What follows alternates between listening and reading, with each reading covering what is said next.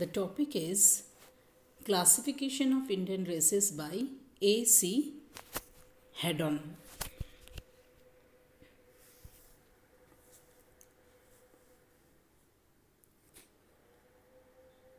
The basis of classification by Haddon is skin color, cephalic index, nature of hair, and language. He has taken these four criteria for classification. What are these? Skin color, cephalic index, nature of hair, hair का nature, and language. Haddon ने first he has classified the Indian subcontinent, and India is classified into southern plateau, Indo-Gangetic plain, and Himalayan region. And on that basis, he has classified the races. India is classified into southern plateau, Indo-Gangetic plain, and Himalayan region. So the first classification is southern plateau, and in southern plateau there are Negrito, earlier Dravidian, western brachycephalic population, and southern brachycephalic population. Indo-Gangetic plain, here it found here Indo-Aryans, dolichocephalic বা দীর্ঘ শিরস্থ population are found.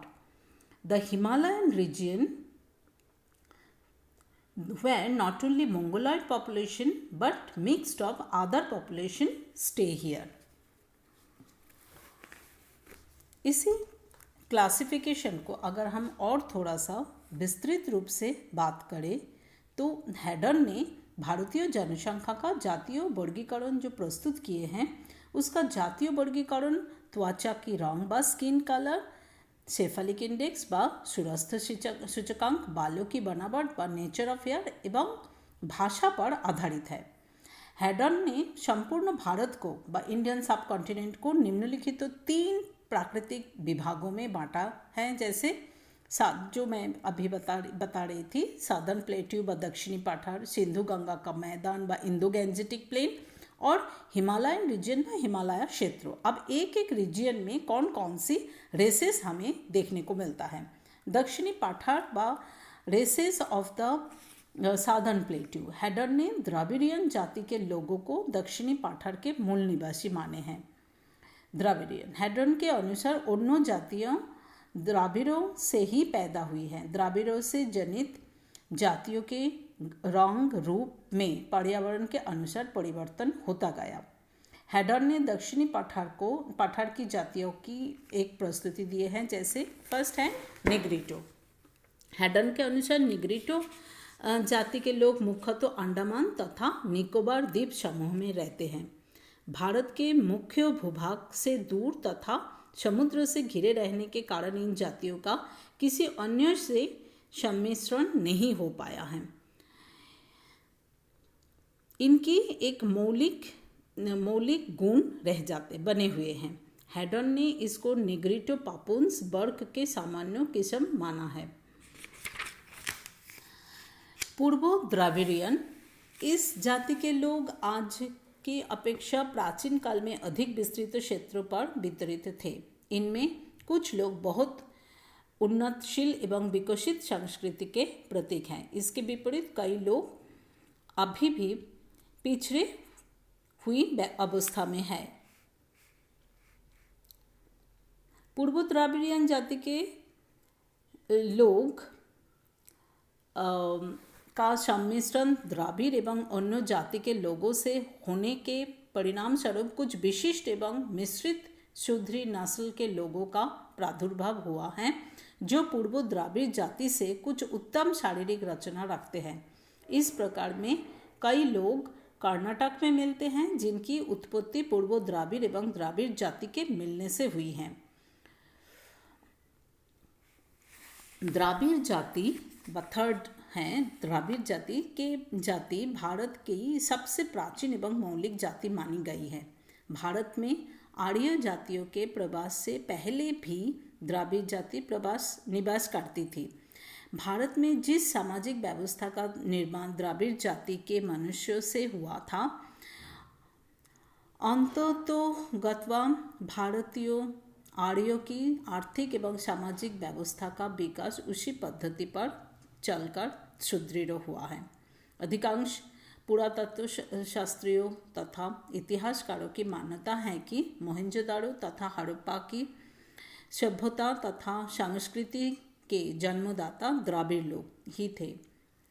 मानव शास्त्री द्राविड़ जाति को भूमध्य सागरीय जाति का स्वरूप ही मानते हैं। द्राविड़ जाति के लोगों का कद थोड़ा छोटा तथा औसत से नीचे होता है और रंग भी भूरे से लेकर काला होता है।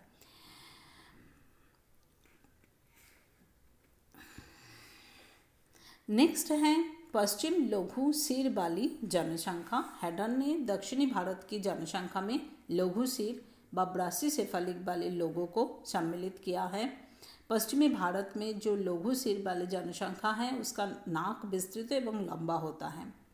हेडन ने पश्चिमी भारत की जनसंख्या में रिसले के तुल्य स्केथियन जाति के आक्रमण से लघु कपाली की उत्पत्ति नहीं मानी है, बल्कि हटन के अनुसार एल्पाइन जाति के सम्मिश्रण से भारतीय जनसंख्या में लघु कपालिक लोगों की उत्पत्ति मानी है। हेडन ने नागर ब्राह्मणों को लघु कपालिक जनसंख्या के अंतर्गत माना है। हेडन के मत का समर्थन डिक्सन ने भी किए हैं। नेक्स्ट है दक्षिणी लघु कपालिक जनसंख्या। दक्षिणी लघु कपालिक किस्म की जनसंख्या का प्रतीक परियान आदिवासी है जो तमिल क्षेत्र में निवास करते हैं।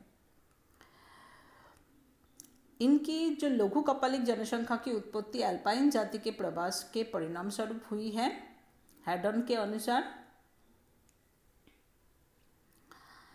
पामीर क्षेत्र से अल्पाइन जाति के लोग ने भारत पर आकर आक्रमण किया। हेडन ने ये सिद्ध किया है कि अल्पाइन जाति के जो लघु कपालिक लोग भारत में बसे वे यूरेसिटिक वर्ग के अंतर्गत आते हैं, परंतु ये निश्चित रूप से नहीं कहा जा सकता है कि अल्पाइन जाति के लोगों ने भारत में कब प्रवेश किए हैं।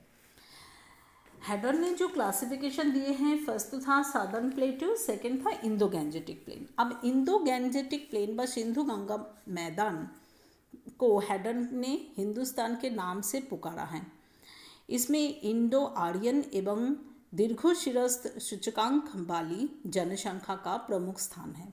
ये दोनों जातियां पश्चिमोत्तर सीमा से लेकर बांग्लादेश तक फैली हुई हैं, परंतु पूर्वोत्तर क्षेत्र में इनमें मंगोलॉयड जाति का सम्मिश्रण भी हुई है।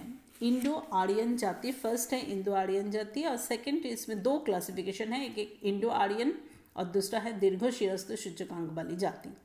तो इंडो आर्यन हेडन ने इनको ऋग्वेद आर्यन नाम से भी पुकारा है। ये जाति भूमध्य सागरीय जाति के समान ही सभ्य एवं हस्तकला में निपुण थी। ये जाति भूमध्य सागरीय क्षेत्रों में 2 शताब्दी ईस्वी पूर्व निवास करती थी तथा वहीं से भूभागों को पार करके पश्चिमोत्तर सीमांतर क्षेत्र में आकर बसी।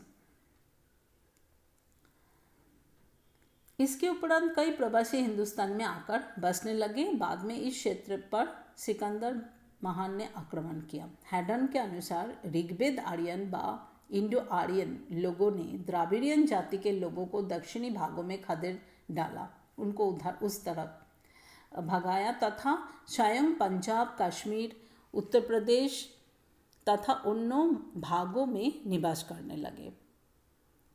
इतिहासकारों व हिस्टोरियंस का मत है कि इंडो आर्यन जाति के लोगों ने चतुर्वर्णों की व्यवस्था स्थापित की। इसके अनुसार पूरे समाज को 4 वर्गों में बांटा गया था। इन वर्गों को ब्राह्मण, क्षत्रिय, वैश्य तथा शूद्र का नाम दिया गया है। ब्राह्मणों को अध्यापन तथा पूजा का कार्य सौंपा गया था। क्षत्रिय जंगली जानवर तथा शत्रुओं से पूरे समाज को रक्षा करते थे और वैश्य लोग वाणिज्य एवं व्यापार का काम करते थे और शूद्र वर्ग को पहले 3 वर्गों की सेवा का काम सौंपा गया। इनकी शारीरिक रचना भी, इनका कद लंबा था, गेहुआ रंग था, पतले होंठ, लंबी भुजाएं एवं लंबी तथा चौड़ी नाक मुख्य विशेषता है। ये लोग कश्मीर, पंजाब, राजस्थान, उत्तर प्रदेश इत्यादि भागों में निवास करते हैं। खत्री, जाट तथा राजपूत इस वर्ग के अंतर्गत आते हैं। सेकेंड क्लासिफिकेशन इसी में था। दीर्घ शिरस्त्र सूचकांक वाली जातियां। हेडन ने हिंदुस्तान की दूसरी मुख्य जाति दीर्घ शिरस्त्र सूचकांक वाले लोगों को गिना है। ये लोग ऋग्वेद के आर्य के तुल्य ही पंजाब के पूर्वोत्तर, कश्मीर के उत्तर पूर्व, राजस्थान एवं उत्तर प्रदेश के कई क्षेत्रों में निवास करते हैं। थर्ड उनका क्लासिफिकेशन था हिमालयन रीजन। हेडन ने संपूर्ण हिमालय क्षेत्रों में एक ही मंगोलॉयड जाति मनुष्यों का निवास स्थान नहीं माना है, बल्कि इस भाग में विभिन्न जाति सम्मिश्रण है। हिमालय क्षेत्र में सर्वप्रथम भारतीय आर्य जाति के लोग पश्चिमी क्षेत्र में निवास करते हैं तथा हेडन के अनुसार जो लोग कुलू क्षेत्र में निवास करते हैं वे भारतीय आर्य जाति के प्रतीक है तथा इनमें तिब्बती लोगों के तुल्य रक्त का सम्मिश्रण हुआ है। इसके विपरीत जो लोग लाहुल क्षेत्र में निवास करते हैं तथा इनको कोनेट नाम से पुकारा जाता है, इनमें मंगोलॉयड जाति की शारीरिक रचना मिलती है। हिमालय क्षेत्रों में पूर्वी भाग की अपेक्षा पश्चिमी भाग में इंडो आर्यन रक्त जाति का बाहुल्य है। हिमालय के पूर्व क्षेत्र में मंगोलॉयड जाति के लोग फैले हैं तथा पूर्वी क्षेत्र के दक्षिण भागों में मंगोलॉयड जाति के साथ द्राविड़ जाति का सम्मिश्रण हुआ है।